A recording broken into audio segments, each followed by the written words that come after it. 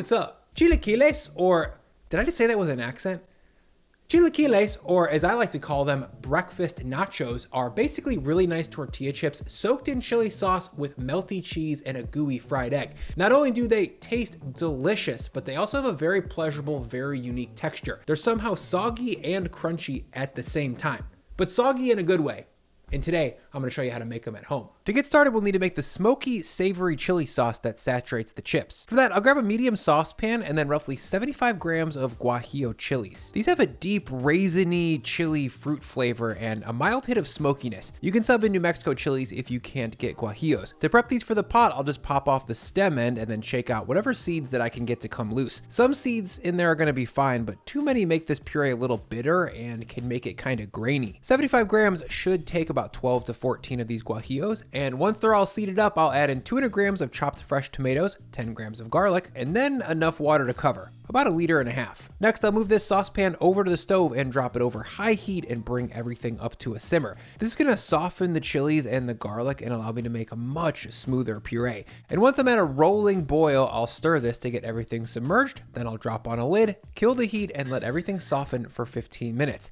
15 minutes later, when I check back, you can see that the chilies are more tender and swollen up with a little bit of water. That's what we're looking for. Next, I'll move this mixture over to my blender jar. I'm using a slotted spoon here so I don't transfer too much liquid over. I want a specific amount. Speaking of that, I'll measure out 300 to 350 grams of this cooking liquid. The thickness of the puree though is gonna vary based on your chili's dryness, so you might need slightly more or slightly less water. Once the water's in the blender jar, I'll spin this up on high speed until I get a very smooth puree. That'll take me about 2 minutes or so. If you under puree this, it will be too thin. As these chilies break down more and more, they absorb more water, and that helps to thicken the sauce. And there we go, a smooth chili puree. Now, watch me try to get a shot at this sauce while it's spinning, but spoiler alert, I forgot the lid wasn't on. Oh, bro, no. Oh my gosh, is it on the camera? No. Oh, this is a mess. Yeah, I'm a little bummed. So after 35 minutes of cleaning very red and very stubborn chili puree off of literally everything, I'm back in the saddle and ready to move on. I'll grab my chili puree and head over to the stove. Over here, I've got the same saucepan from before over medium heat, and into it, I'll add a good long squeezer of olive oil, then 75 grams of small diced onion and a strong pinch of salt. Now, a quick stir to combine, and then I'll go ahead and fry this onion until it's softened and starting to take on some color.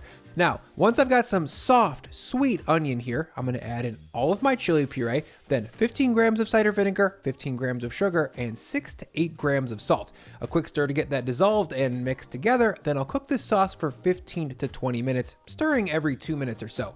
I'm looking to fully soften the onion here and to reduce the volume of this sauce by 40 to 50%. After 15 to 20 minutes, this sauce is reduced to the consistency of a thin tomato sauce. It grips the back of the spoon well, but it's not spreadable or pasty. Now is also a good time to check seasoning here. The sugar, vinegar, and salt amounts that I gave you are a good starting point, but you might need to adjust. Mine is savory, a touch sweet, and has a whisper of acidity to brighten things up. Next, I'll set this sauce aside for about 10 minutes while I make the other main component of this dish, the chips. For that, I'll need 12 ounces or 350 grams of fresh, thick corn tortillas. We've got enough sauce here for 4 portions, and 12 ounces of tortillas should yield us 4 servings as well. Now I'll just cut this stack of tortillas into eighths, and then I'll shake them loose so I don't have any tortillas sticking to each other in the fry pot. I'm using a brand of tortilla here called El Milagro, and I like them because they have a thick, hearty texture and a dark, robust, nixtamalized corn flavor. They're super earthy. Next, I'll drop a large, heavy bottom pot on the stove over medium heat. Then I'll add in 2 quarts of high smoke point neutral oil, and then thank Factor for sponsoring this video. If you haven't heard of it, Factor makes meeting your nutritional goals easy by delivering fresh, never frozen, dietitian approved meals to your door. Look, I love cooking at home just about as much as anyone could. I do it 2 to 3 times per day, every day, and have literally made a career out of it. But like anyone else, I get busy and tired or lazy, and I just want something easy and quick that tastes good. That's why I keep Factor meals in my fridge. Factor's meals are made by chefs and arrive already prepared and ready to eat in about 2 minutes. And the registered dietitians work with their kitchen to make sure every meal is made from scratch with nutritious ingredients. Basically, real food that's faster and nicer than the junky takeout that you are going to get. And if you're someone who pays attention to their calories and macros, that info is printed right on the meal, so tracking your intake is super easy. So if you haven't tried Factor yet, now is a great time. Head to factor75.com or click the link below and use code Lagerstrom50 to get 50% off your first Factor box. Again, that's code Lagerstrom50 using the link in my description below for 50% off. Now, once this oil is up to a lively 350F, it's time to fry. So working in 2 batches, I'm gonna drop in my fresh cut tortillas, then right away come back with my spider or a slotted spoon and poke and prod these tortillas so they don't get stuck to each other. I'll do this for the first minute at least. One of the things that I love about tortilla chips made from fresh tortillas at home is how much they puff when you fry them. That's because these fresh tortillas have a lot more moisture inside of them than the ones that they're frying at the chip factory. And as that moisture steams off in the hot oil, we're left with a light, thin, flaky chip that's super puffy. And after 3.5 minutes at 350F, these chips are looking deeply golden brown. So it's time to drain them off. For that, I'll grab a little paper towel, drop that into a bowl, and then set in my chips. Then I'll hit these chips with a liberal amount of salt. Like seriously, make them salty. I'll give them a quick toss to get them coated with salt and also so that any extra oil can drain to the bottom and be absorbed by the paper towel. Next, I'll drop round 2 of fresh tortillas and then quickly address the burning question in everybody's mind. Hey, Bri, can I make this dish with store-bought tortilla chips? Of course. But I recommend going with the thickest, most flavorful chip that you can find. Again, I really like the El Milagro brand for this. These chips are thick, hearty, and taste very corny. Honorable mention though goes to Frontera brand chips, and then Donkey chips would also be good. And once I've got all 12 ounces of my tortilla chips fried off, drained, and salted, I'm gonna set them on a wire rack to keep them crispy.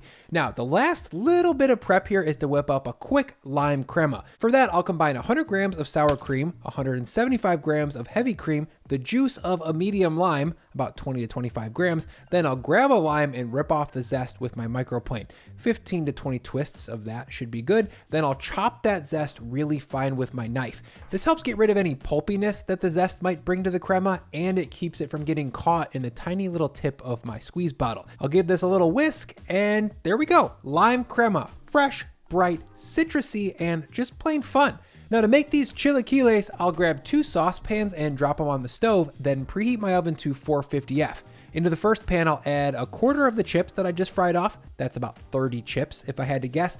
Then I'll add in 6 to 8 ounces of my chili sauce. This is a 4-ounce ladle and I'm giving it most of 2 scoops. 200 grams-ish. Next, I'll give everything a quick toss to get the chips evenly coated. I like to do this part over a burner so that this mixture stays good and hot. That helps the cheese melt quicker and more thoroughly. Speaking of cheese, I'm gonna add in a few strong pinches of a Mexican melting cheese. Then I'll toss to fold that into the nest of chips a little bit, then another strong pinch. The cheese I'm using is called Oaxaca. It's kind of like a milkier part skim mozzarella, but it has a better cheese pull and a more lactic flavor. I love it. Like most cheeses though, I do prefer to shred them myself to avoid any weird meltiness, but I've had good luck with store-bought Chihuahua cheese. That stuff is designed to melt. It's like quesadilla cheese. It's a great sub for the Oaxaca if you can't find it. And once my chips are evenly cheesed up, I'm gonna move this pan to the 450F oven to melt it for about 90 seconds. While that does its thing, I'm gonna grab my other hot saute pan, add in a little squeezer of olive oil, then in goes 1 egg, and then